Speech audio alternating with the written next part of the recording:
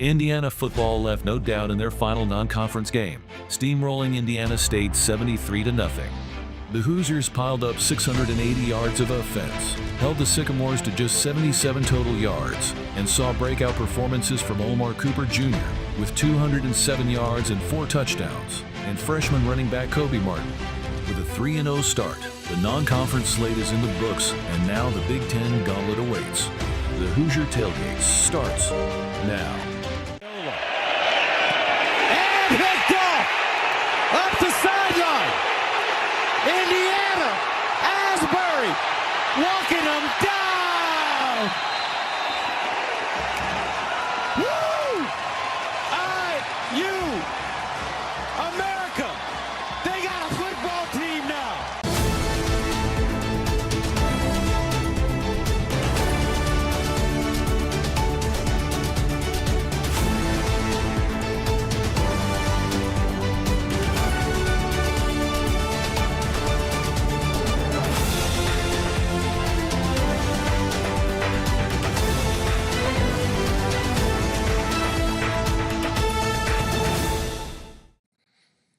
Good evening, everyone. I'm the coach, Shannon Griffith, and welcome to another edition of the Hoosier Tailgate here on thehoosier.com.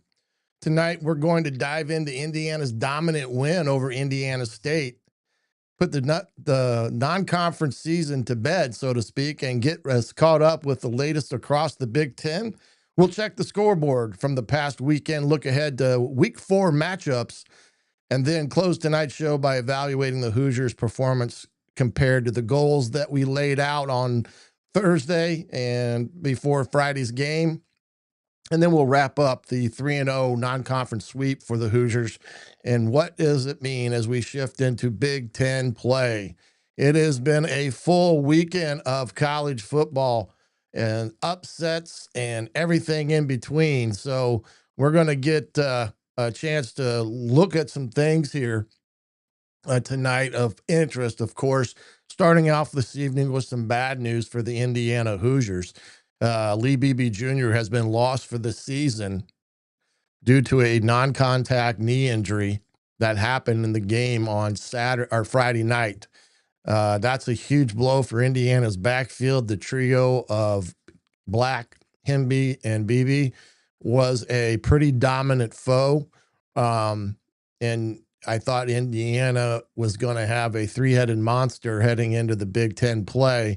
Unfortunately for Mr. Beebe, he's out for the rest of the season. So I know heart breaks for a kid, especially him, worked his way coming in from Alabama, Birmingham, got himself in a position to be a part of the lineup in the rotation, doing well.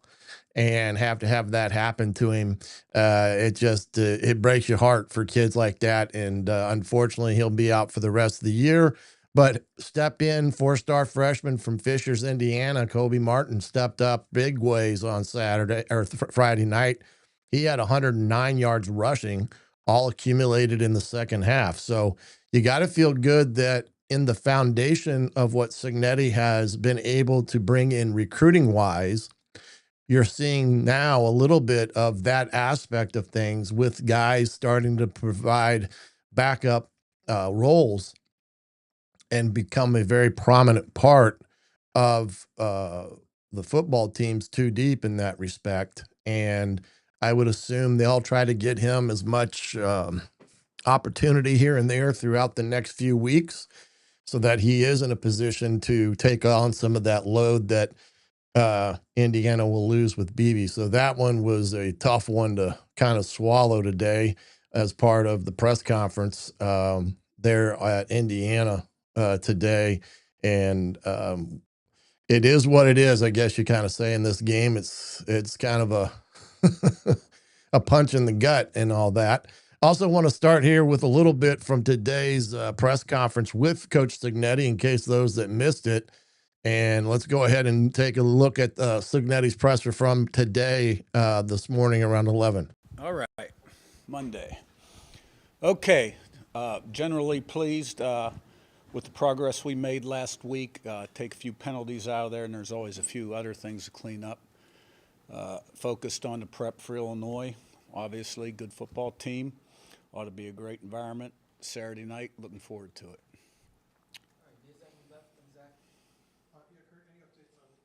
Junior status. Yeah, BB sustained a non-contact knee injury and will be lost for the season. And with Khobie Martin, obviously played strong in that fourth quarter plus. Is he a guy that might be, ready to step into a larger role, to make that back to a three-back rotation? Yeah, he's going to need to. And I thought he ran well Saturday night. And, he's got talent, and he'll get more reps. And we're going to need him.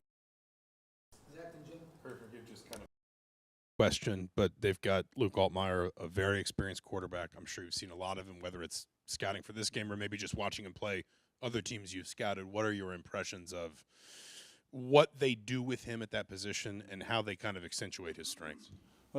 First off, bigger picture, they're a really good football team. Got a lot of good players, a lot of veteran players. Coach Bielema does a great job, him and his staff, in all three phases, offense, defense, special teams. Veteran quarterback, has got arm talent, very accurate, can extend plays. He's won a bunch of games for Illinois. And that's the one thing about Illinois is they know what it takes. The success they had last year, return a good nucleus of guys, added some new ones. Very much kind of like us, good core, returning that understands what it takes. So ought to be a great matchup, but impressed with Altmaier. Kurt, last year the schedule seemed to progress kind of perfectly as far as challenging. This year you start right off with a top 10 matchup. Any difference in preparation, or is it just a natural thing that goes Not with really. players? I mean, look, last year before the season started, we were probably favored in 3 games, right? We were picked 17th out of 18 teams. So every Big Ten game that we went into, we were an underdog before the season started, maybe with the exception of Purdue. So, last year's in the books. It's a new year. Illinois is a good football team. We're a good football team. Matt, upper right, Sammy. Coach, just want to say, what you've seen so far from Illinois defensively on tape? I mean, what kind of challenges will they present for you guys? They've morphed a little bit schematically, starting in the bowl game last year against South Carolina in some of their coverage packages, and carried on into this season. Multiple personnel groupings defensively, 4-2-5, 5-1-5, 5-2-4, 4-1-6, and others. They do a nice job of disguising coverage. Got some nice disguises. And they play a lot of guys, got a lot of good players. Run to the ball, get a lot of hats to the football. Good pressure on the quarterback, tight coverage. Really tied together well with good players. Sammy, upper right, and Zach Bean. Coach, Hank Beatty, their main punt returner and receiver, what makes him so hard to defend on offense, and then what do you need to do in the punt game to limit his opportunities? Yeah, well, he's our leading receiver, but they do spread the ball around. He's a good player, good ball skills, good movement skills. As in terms of a punt returner, hang time always helps. Give the coverage time to get down there and do a great job with our coverage net, tackle, and space. Zach, in front of Pete. Coach, you said that you've had to coach this team harder than you have in years past. How much progress do you think they've made on that front heading into week 4? Yeah, I think, first 3 games, that was the recipe. We had to bring this team along as far as we could. We were playing teams we were pretty heavily favored against. ODU turned out to be a pretty decent team, didn't they? So now, that we're ready for Big Ten football. And, I like the progress we've made. Now we got to stack days, meetings, practices, and days in preparation, put ourselves in the best position for success Saturday night. A little bit there from Coach Signetti on Saturday's game, as well as some input into what Illinois is going to present Indiana in challenging the Hoosiers Saturday night 7:30 in Memorial Stadium, a part of NBC's big Saturday night broadcast. And right now, you talked about the special teams aspect of things, and that is one thing the Indiana Hoosiers have been doing quite well with as well. So that's an interesting dynamic. We'll talk a little bit more about that on Thursday and all the different aspects of what he was referencing there when it comes to their defense structurally and what they like to do, as well as offense and Luke Altmaier and what he is all about. They beat Western Michigan pretty handedly, 38-0, but really struggled in the first half. And as a matter of fact, Coach Bielema was so upset, disappointed, discouraged at halftime, he actually punched a whiteboard and may have fractured his hand. So he wasn't too pleased with their performance in the first half. In the second half, they heeded the warning in that regard, in from the standpoint of performing better against a MAC opponent and making sure they're all on deck when it comes to Big Ten play.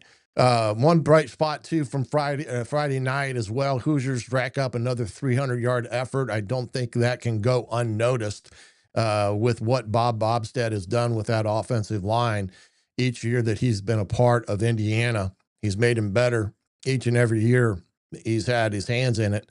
And that unit right now has been firing on all cylinders and done quite well. And the fact that they've been able to have high productivity in their rushing game thus far is a big attributing factor to Coach Bobstead. Indiana has ran on their first down and second down, normal down plays. Remember, I talked about efficiency being 4 point yards on first and second down. Indiana's efficiency right now is over 7 yards on those normal downs. That's huge. You think about that, you're talking about being in a 2nd and 3 or 3rd and 3 or less for the better part of the drives that you have in a game. So it's been huge for them and their efficiency when it comes to everything you see with that. And we'll see what all happens, but that is going to be a huge component of Indiana's game heading into the Big Ten season. Being able to run the ball effectively, they're way ahead of schedule where they were a year ago when it comes to running the football. So we'll have to wait and see with some of that. Yeah, I bet Tino is. Yeah, we'll get to that here in a second. As referencing the Tino Sunseri situation at UCLA, and I'm going to talk about that here as we speak. So pretty good, right on cue there, fellas. This past weekend, we saw UCLA and Virginia Tech make changes with their coaches at those two respective schools, firing them after their dismal performance on Saturday. Virginia Tech got smoked by Old Dominion. I mean, it wasn't even close. I think it was 28-0 at one point during the ball game. One interesting note about Old Dominion, and I think Signetti referenced this, and he kind of said, how about that Old Dominion team? Well, everybody was talking about Indiana's schedule earlier in the year when we were in the preseason, media, retrospectively, all that stuff. Well, right now, Old Dominion in ESPN's FPI ratings is rated higher than 5 Big Ten teams, and I think 2 or 3 SEC teams. So when you talk strength of schedule now, Indiana's strength of schedule has probably got a boost by what Old Dominion has done since the Indiana played them. So that is an interesting aspect of things. We're going to see what all happens with this dynamic with UCLA and Virginia Tech making this change during season. Here's the interesting dynamic. the kids at those respective schools now have a 30-day window to go into the portal and go to other institutions as they please, effectively ending their season right now. And then for some of them, if they haven't burned a red shirt, or they were in the midst of making up their red shirt year, because it's not 4 games, they would basically have another year of eligibility. The reason why I bring this up, this could be a very, very ugly scenario when you have a coach that's fired and the institution not realizing potentially that a window opens and thus make those kids jump into the portal. Now, the one thing that keeps them from probably doing that is the money aspect of things, because then they are immediately cut off from any type of rev share and things of that nature. But if there's a kid that wants a better final season than they're getting at the present time, they may look to enter the portal. I say that like with Nico Amalivin, the quarterback at UCLA. He may decide to fold his tent and look for another opportunity somewhere else. But it's going to be interesting to see what all transpires here over the next 30 days with those two institutions, especially this week, if any of their players jump into the portal because they want to save a year of their eligibility because of what has transpired this season. So we'll have to wait and see on all of that when it comes down to it. I mean, it's a situation that when these schools make these decisions, these are the type of decisions that they're going to have to weigh. I'm kind of surprised that they made those decisions, recognizing the fact of buyout expenses and things of that nature, after you've got a new $20 or $20 million line item that goes against your expenses every year, and now having to pay out a coach and or assistants. And you reference Tino probably got at least a 2-year deal or 3 to go to UCLA. So he'll be just fine. I mean, he was probably getting over $1 million a year, and he might, sit for a year and collect $1 million, or,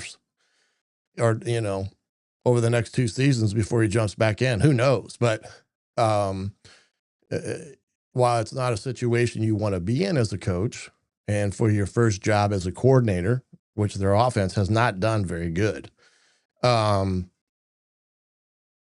it's still a big hit on the professional aspect of things. And now you're fighting to salvage a season and everything that goes with that, as well as potential kids jumping in the portal. So there is that news all in all with everything, and we'll have to wait and see what all transpires there.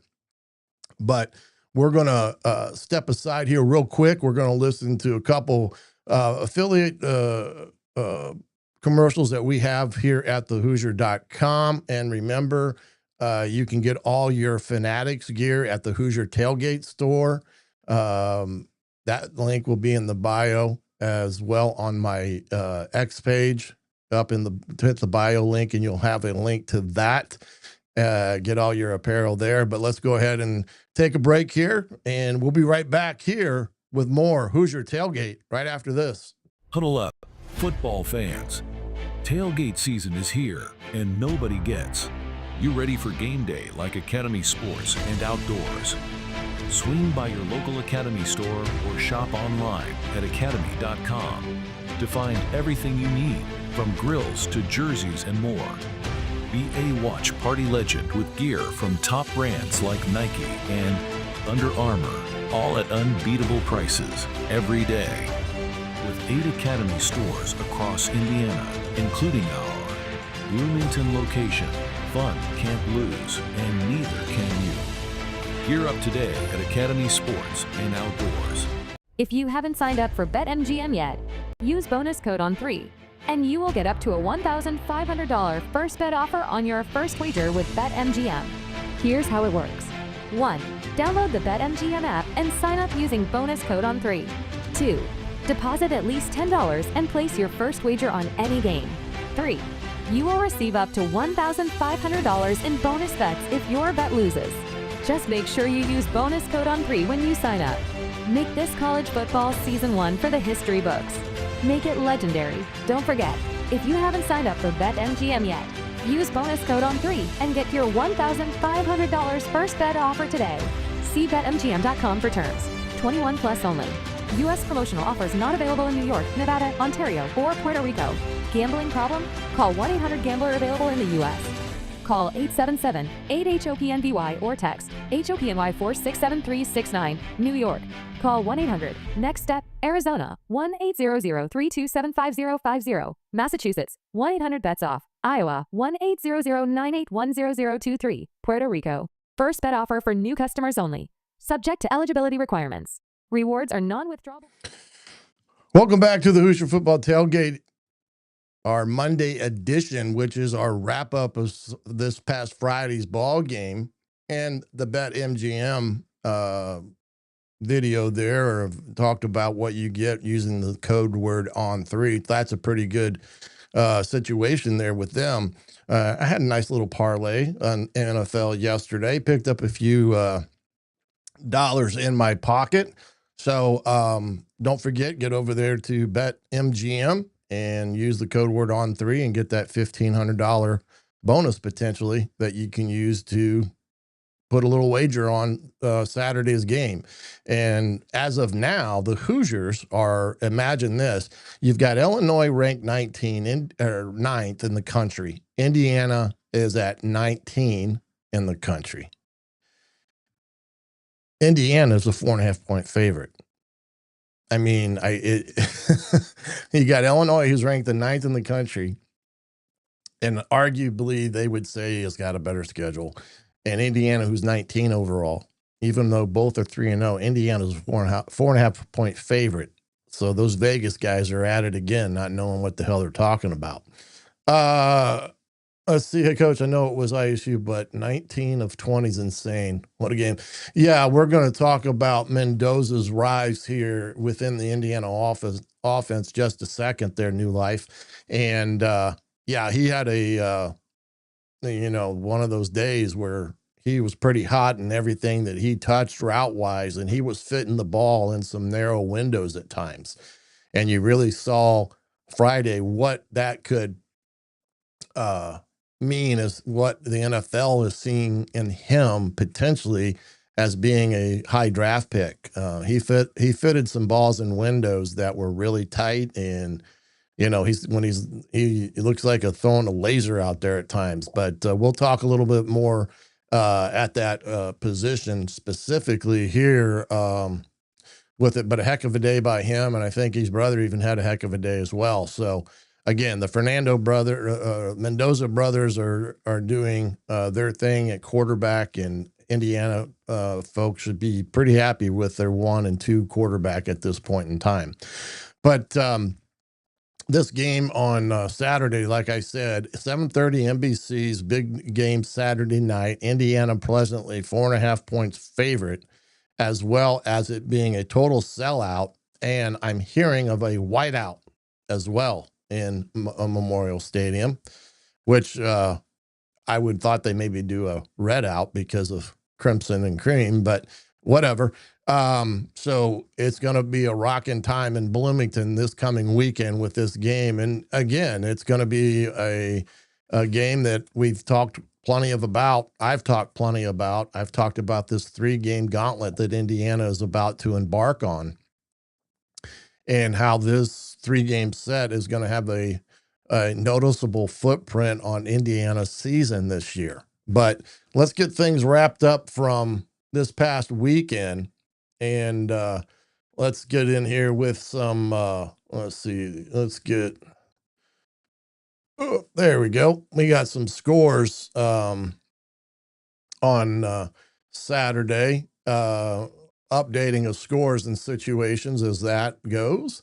And as you can see there, of course, Indiana won 73-0. Ohio State up on beating Ohio U 37-9. Penn State rolls Villanova 52-6. Oregon had a little bit of trouble with Northwestern early on, but did secure a win 34-14. In some eyes, some didn't like the fact that they didn't score enough against Northwestern, but they still come away with a victory. Illinois 38, Western Michigan 0. Alabama 38, Wisconsin 14. It looks like the Tide has got themselves back on track with Coach DeBoer, and they look pretty good against a Wisconsin team that may be a little reeling right now because Billy Edwards, the quarterback they got from Maryland, has been injured the last 2 weeks, and they were hoping that he was going to play for a better part of this year. Michigan with Biff Poggi at the helm while Coach Moore serves his suspension.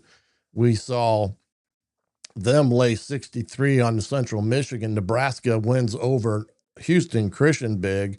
Again, Dylan Raiola, another big day there in Lincoln.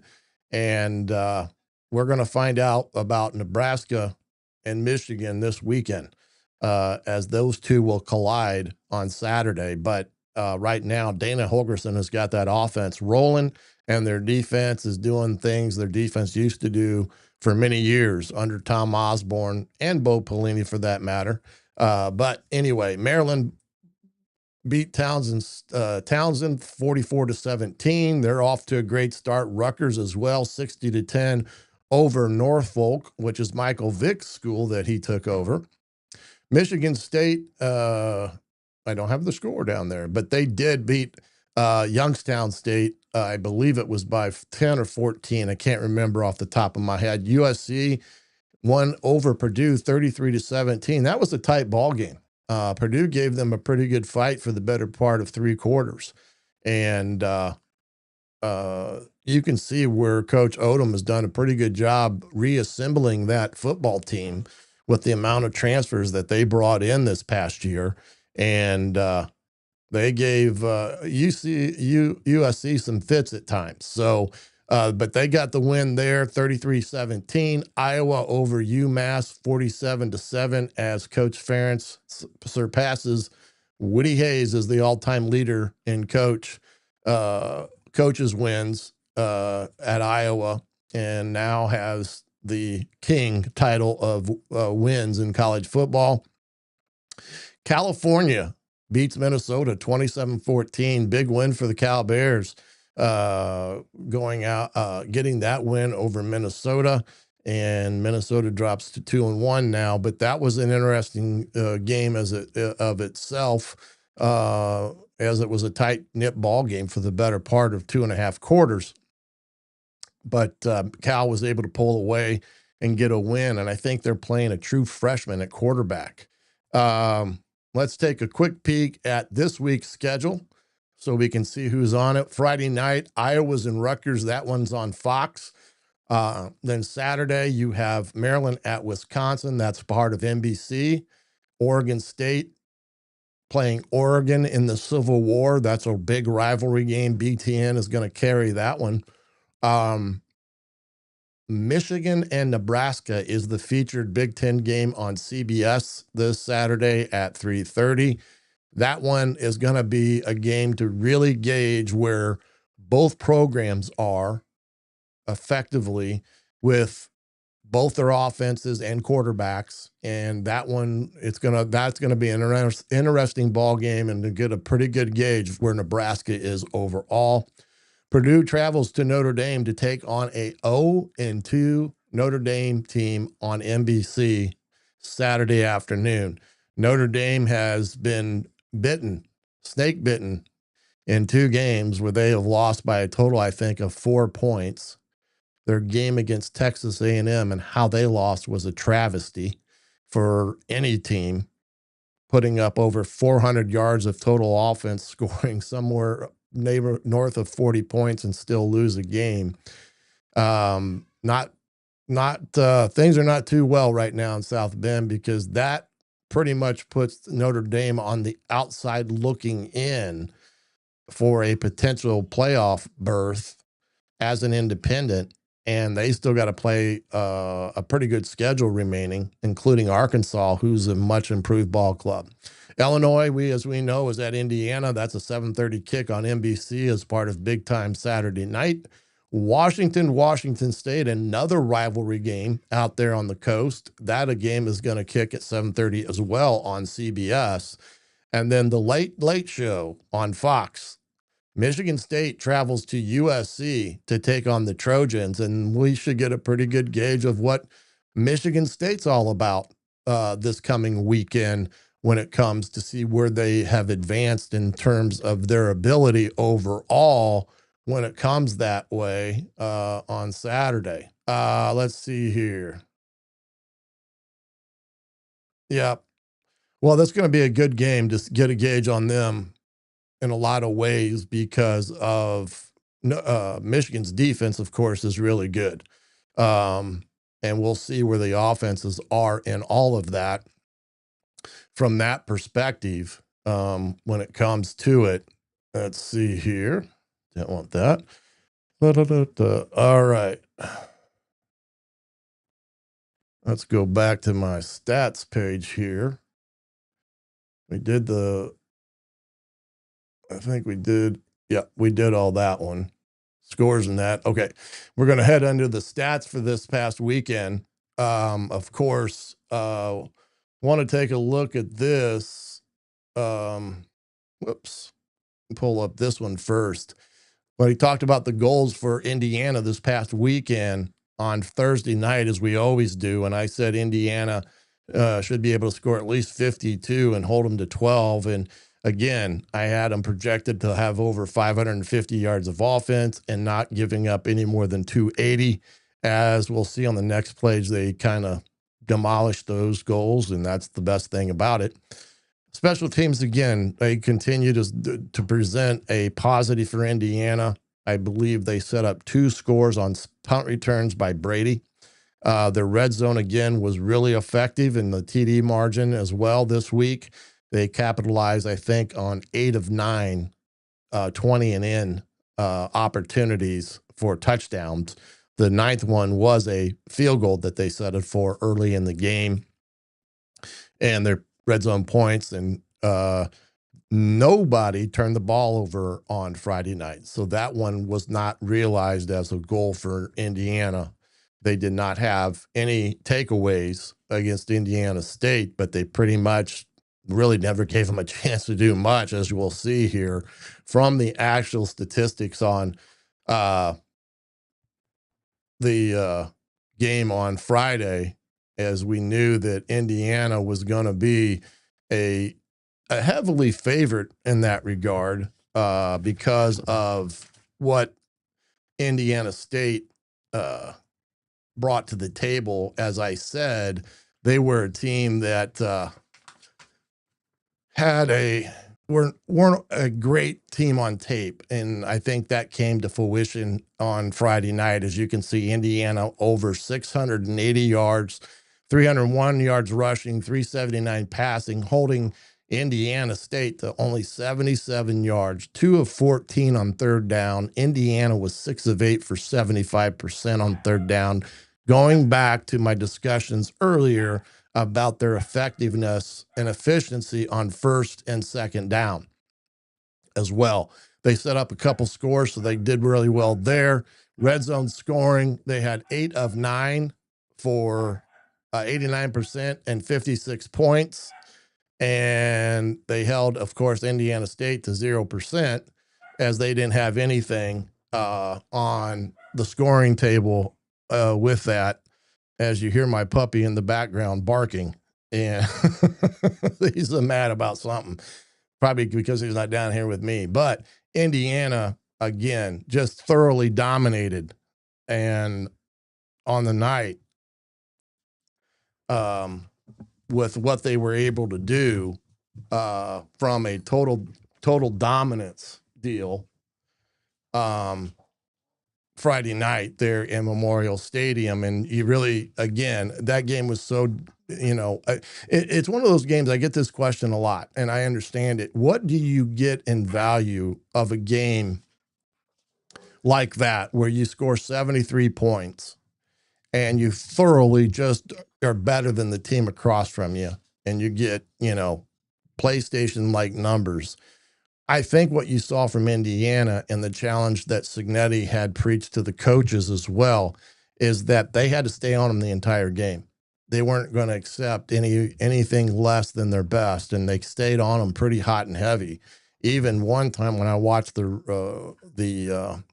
replay of the game, Sig kind of got in Fernando's what on the sideline because he should have handed the ball off on an RPO and he chose to throw it, and he kind of read him the riot act.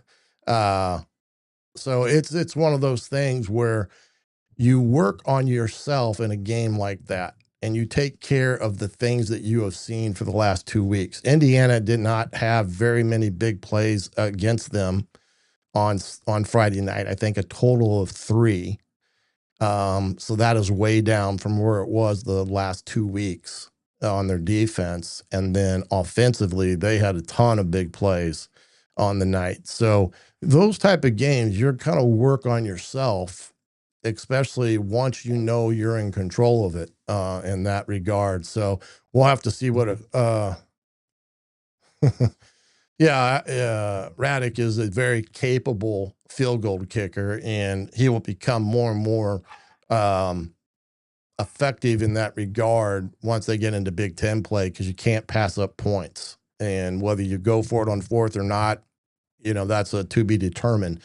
But to have a kicker like that you can feel pretty comfortable kicking field goals when needed, you got to feel good with him as a kicking field goals for you on your team. From that standpoint. So that was like I said, again, a game that they dominated from start to finish.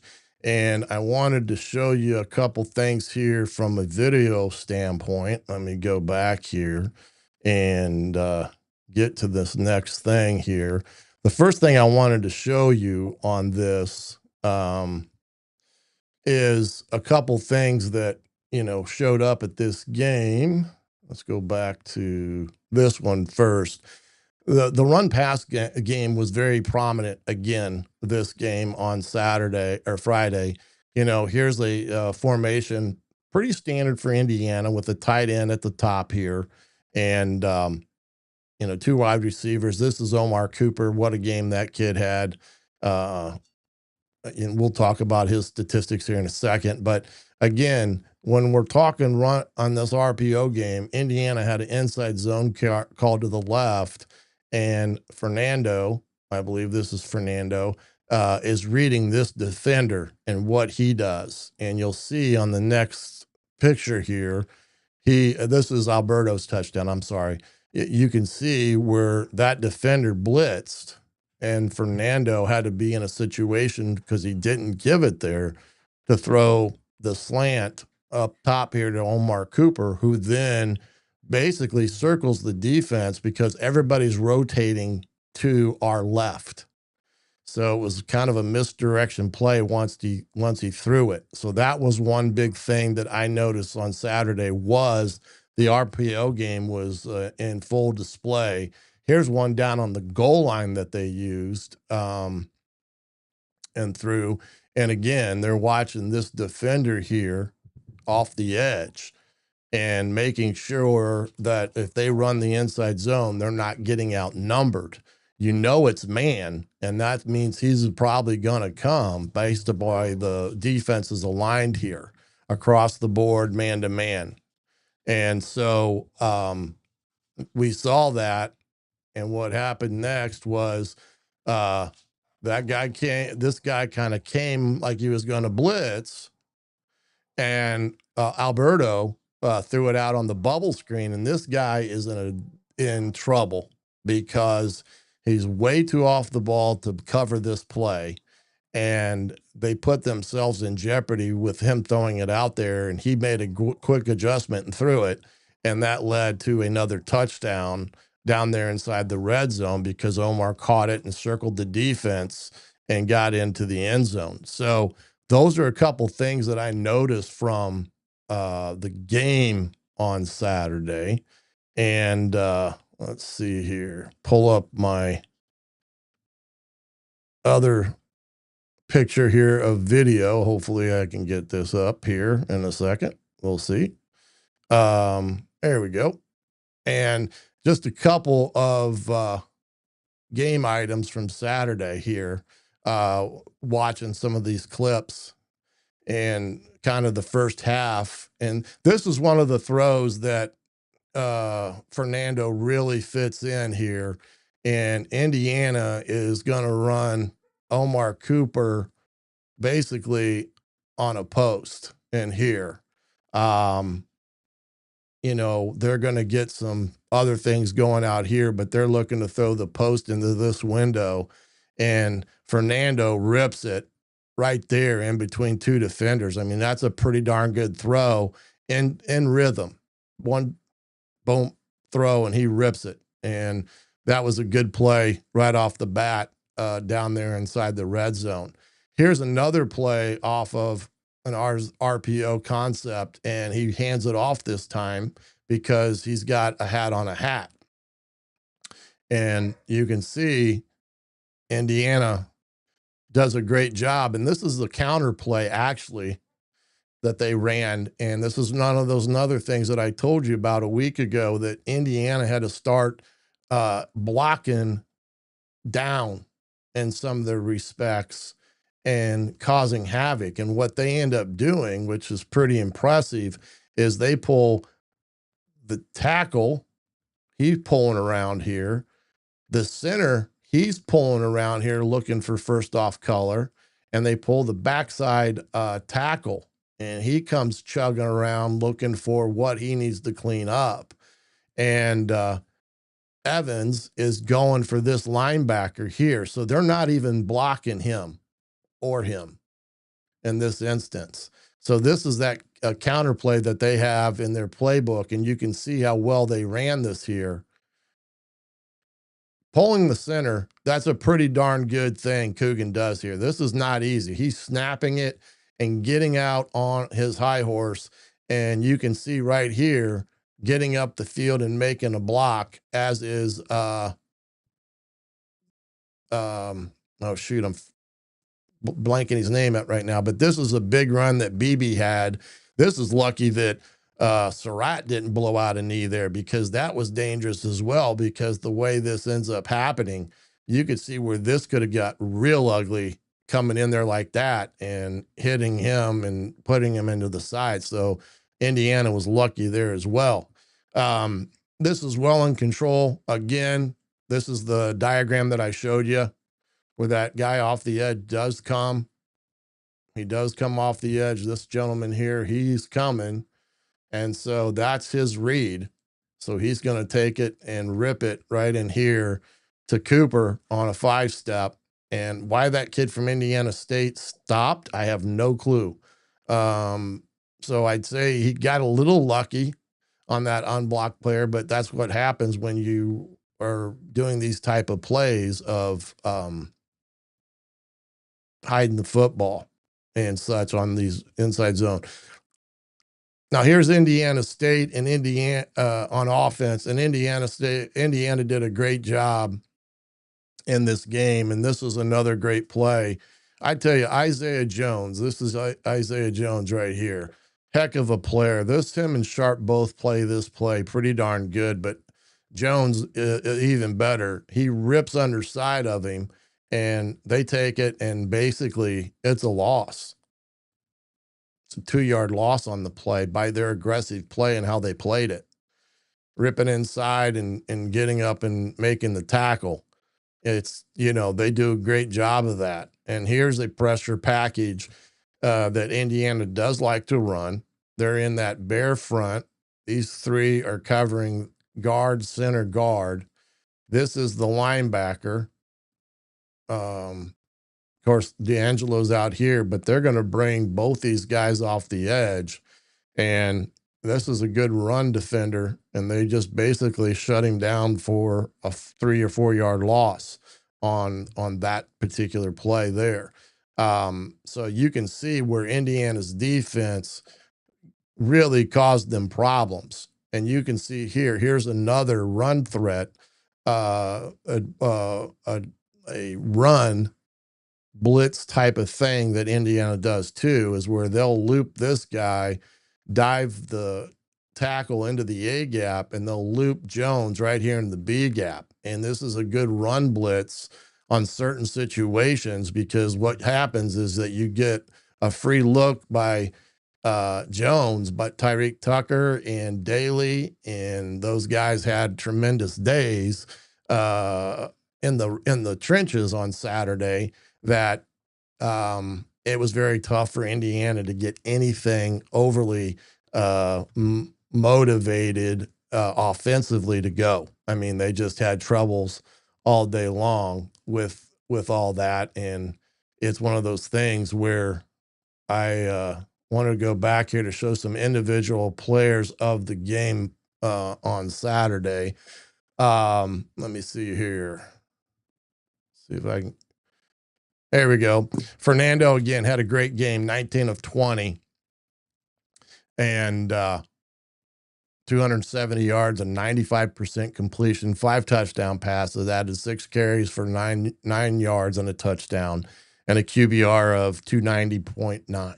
I mean, that is some PlayStation numbers, crazy PlayStation numbers. What I like what Fernando has been doing of late, he looks comfortable in the pocket. He does, like, he feels he has command of the offense, and that was evident on Friday night, him fitting balls into tight windows. And when you see a quarterback do that, they're pretty much in the zone and feeling comfortable with what's around them. You know, from a receiver standpoint, offensively standpoint, they feel like they've got answers when they're going out underneath the centering gun, and they're prepared well enough to go out there and run the show. And we've seen that with Fernando all 3 weeks, but he's gotten better each week with his command in the pocket. That was one thing that I thought was very evident in his statistical outperformance. Omar Cooper, what can you say with Mr. Coop's day? 10 receptions for 207 yards, 20.7 a catch, 4 touchdowns, 10 targets. He had 136 yards after first contact and no drops. Just a game that, again, he is playing at a high level each and every Saturday, and it's just a triple threat with E.J. Williams and Coop and Surratt out there. You add Becker into the mix. You add Boyd into the mix. And there are other depth things that Indiana has there at wide receiver that they haven't really got into. The tight ends have played well, Stays and Riley. Those guys have played all well on Saturday for the most part. Let's see here. Isaiah Jones, let's see, question here. Won't be the easiest first element. They know what their duties are. Yep. Haynes has done a good, Bryant does a great job. And like I said, when Bryant was coaching for me in his first job as a coach at the college level, and I had him underneath me, he was one of those guys that had the it factor. You know, he had the it factor as a player, but he even had more the it factor as a coach because of his relatability to the players. And that's where his biggest strengths are in commanding a defense, communication with the players, relationship with the players. You can just see all that in sync at Indiana. Isaiah Jones, again, 4 tackles, 2 solos, 1 sack, 2.5 TFLs. He's probably has really been on point, and maybe the next best backer at then next to Aiden thus far in play. He's just done a great job. And then, of course, our man returning punts, Mr. Jonathan Brady, what he's done in terms of his punt returns. He had 6 returns, 71 yards, average was 12, and long of 28. He basically was setting up a true first down on every punt. He was getting the first initial 10 yards for the offense. It's just truly remarkable. And then he had 3 receptions, 27 yards, and also 2 touchdowns. So he has been playing very well in all different phases of Indiana's offense and defensive groups. He's probably been a guy that has been a very big bright spot for Indiana when it comes to what he has brought to the team. And it's great to see him having success because, like I said, he has really, really played well, as has a lot of his comrades, so to speak, that have played well, especially at the wide receiver position. It's been kind of unique to see his growth in that spot. And I do think he's going to be an important factor as a wide receiver going forward, as are some other guys that maybe have not been on the scene quite as much here early in the first 3 weeks of the season. But you can see like a guy, Khobie Martin, a true freshman, gets thrust into a game, a great game for him to be thrust into. He gets to play the entire basically second half as the main guy, racks up 109 yards, gets his first collegiate touchdown, and you can see that they've got other guys in that same position that are waiting for opportunities, and they may get them sooner than later. And that's why every guy has to be ready, irregardless of your position on the depth chart. It's just how many snaps are you away from being on the field? Some of them are 1 snap, 2 snaps, 3 snaps, and you're going to be thrust into an opportunity that you've been waiting on. And if you don't take advantage of it, it doesn't bode very well for your future in that regard. It's going to be an interesting dynamic as we go on through here, but it's going to be a great opportunity as we head into everything. And this is kind of the last segment I wanted to talk about here. It's kind of a step back and look at the bigger picture. And, Indiana has done what they needed to do against their non-conference schedule. They come away with a 3-0 record. They faced some adversity, especially against Old Dominion, where they gave up some big plays, especially the first play of the game against Old Dominion for 75 yards and a house call. And so they did face some adversity in a couple of those games where they had to, get themselves back into the game and made some big plays to do it, such as Brady's touchdown return against Old Dominion was what got the Momo back rolling for Indiana that afternoon. And we saw what Old Dominion did to Virginia Tech this past weekend. So they were a pretty good football team. Then Kennesaw State comes in and they do a better job in that game, eliminating most of the big plays. They had a 2-1 dynamic in big plays that day over Kennesaw State, come away with a big win. And then we talked about Indiana State here, and we said on Thursday, this was a game for Indiana to start putting Indiana State away from the very first play and really have it in hand by the time they got to half. And they did that. So they're 3-0 with that, with those games, handling the business that they needed to do versus the non-conference schedule that they play. Good, bad, or indifferent, doesn't matter. We're into that. Been very impressed with what Cooper has done thus far, what Hemby and Keon Black have done at the running back position, including BB.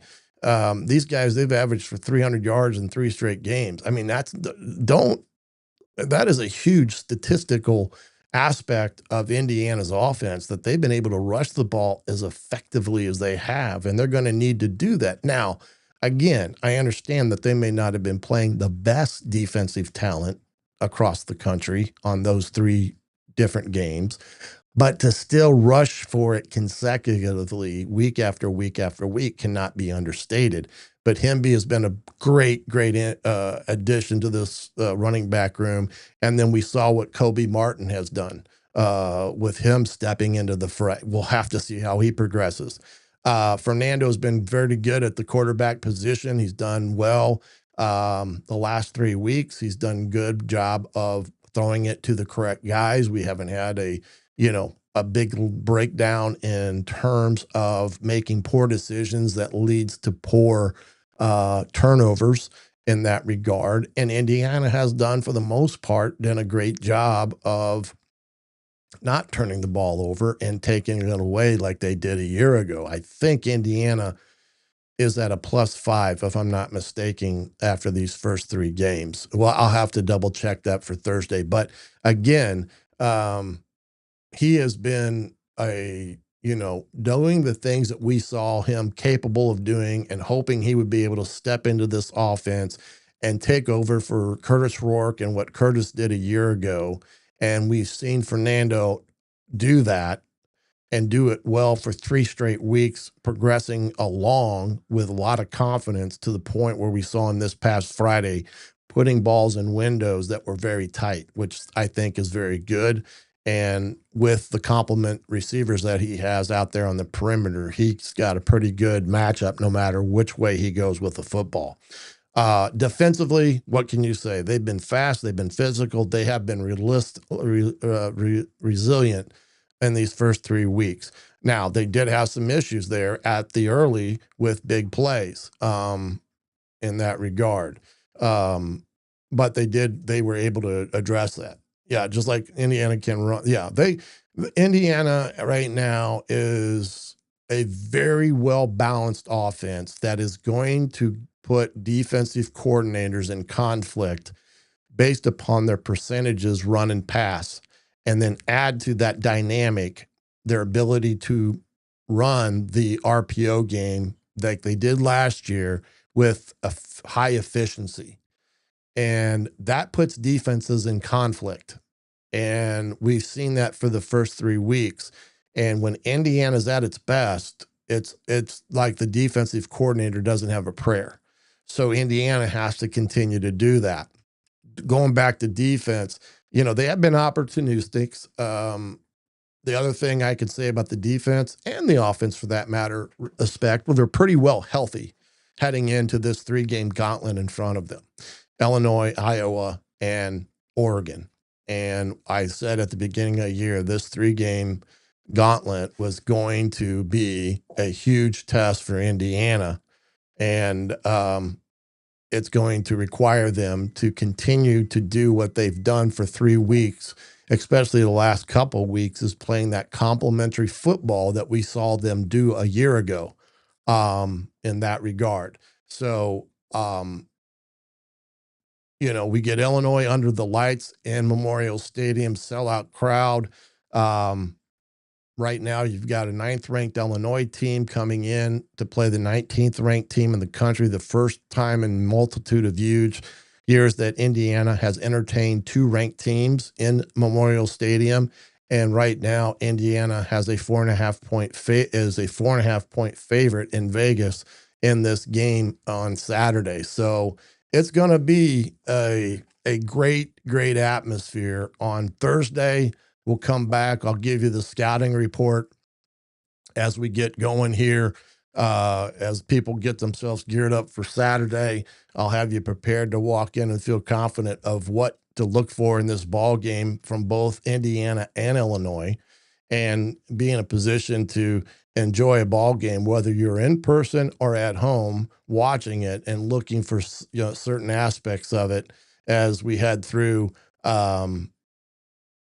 these 3 weeks of games for Indiana that are going to be the real test for them as they start their Big Ten journey in that regard. So Indiana right now, again, they've taken care of business. They're 3-0. They have an opportunity to get themselves up and going and start their Big Ten journey 1-0, and that's what you look to do each and every week is finish the week 1-0. And we'll see about that when we get back on Thursday with a full preview matchup, including my breakdown in the coach's video room, and get everything ready for Illinois and Indiana this Saturday night. Well, I thank for you guys for joining me again here this evening, whether it's via YouTube or X or any platform other that you're listening to us here at the Tailgate. And if you can't be with us in person, you can always download the podcast version of the show on your favorite platform there, including iHeart, TuneIn Radio, you name it. We'll have you covered. So when you're heading down to Bloomington on Saturday, you have a little listening for your journey down there. Turn on a good old tailgate show to get you primed, prepped, and ready for the game this Saturday. Again, thank you for joining me here this evening. I'm the coach, Shannon Griffith. You've been watching the Hoosier Football Tailgate right here on the Hoosier.com. We'll see you Thursday night. Good night, everybody.